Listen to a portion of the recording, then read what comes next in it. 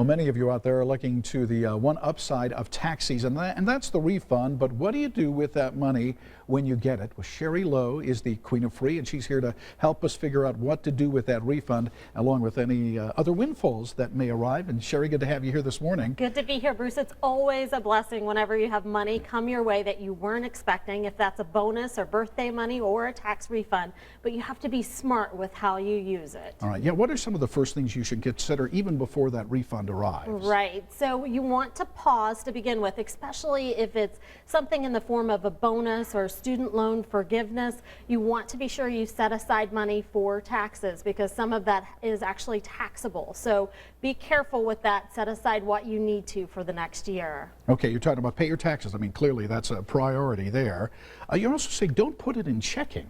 Yes, I always like to joke that if you put money in your checking account, if there's any extra funds in there, it will grow legs and walk to Target. So you need to be careful. Put it in a savings account. Put it somewhere where you won't touch it, where it's out of sight and out of mind until you decide what you're going to do with it. Okay.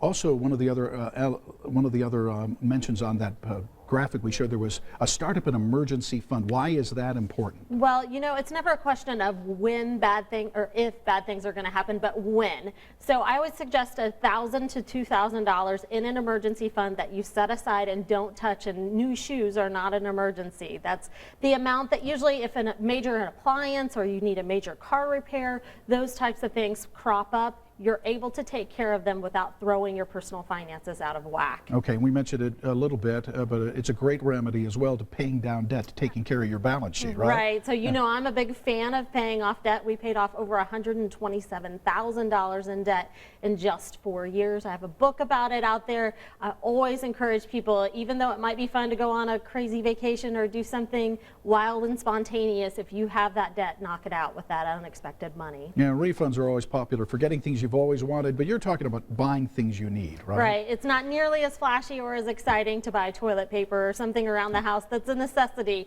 but you should stock up on things you need. And then if you have extra space with that money after you're finished doing those kind of priority items, certainly you can give some away, donate some to a good cause, you can save some, and you can even splurge. It's okay to splurge too, but be mindful of those other steps first. Okay, but again, the main thing to keep in mind when that refund check arrives, what should you do?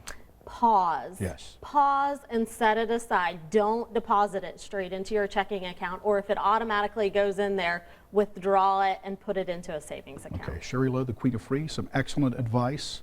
Hopefully people don't have to run out and buy a hat and mittens and scarves just to keep warm here this morning. It's another cold one.